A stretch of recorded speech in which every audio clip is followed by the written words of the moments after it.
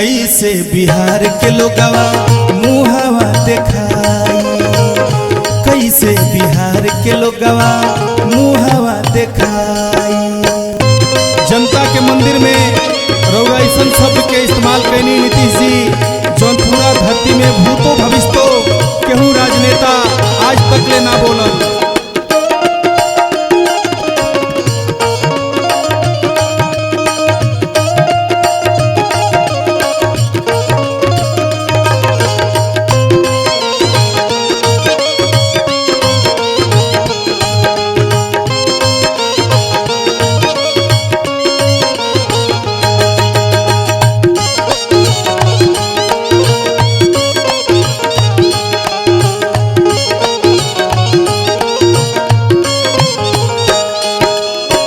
सभा में कहेला चाचा रात वाली बात हो, तोपे वाला चीज पर करेला बकवास हो।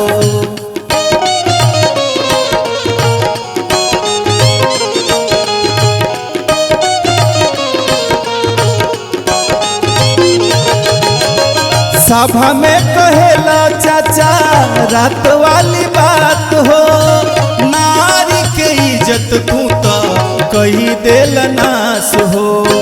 बिहार विधानसभा देहला हो, बिहार विधानसभा के तू नाश करवाई, कैसे बिहार के लोगवा मुहावा देखाई। तोपे वाला चीज के तू तो दिहल उठाई।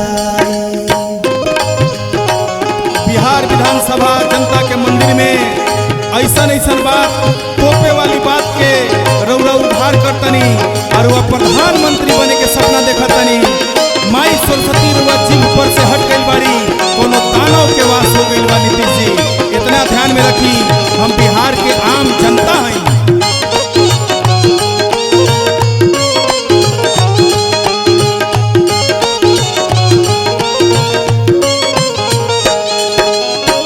बाहर भीतर करे के बतावेला तरीका, पानी कहाँ गिरी चाचा ले ले बाड़ ठीका।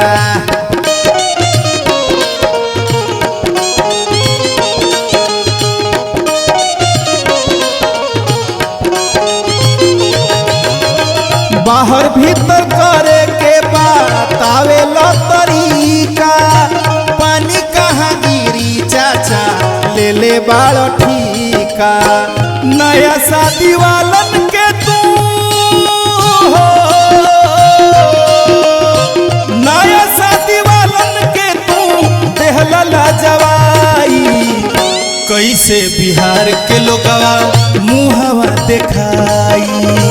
लागता कि अब बाड़ा तू तो सठियाइल।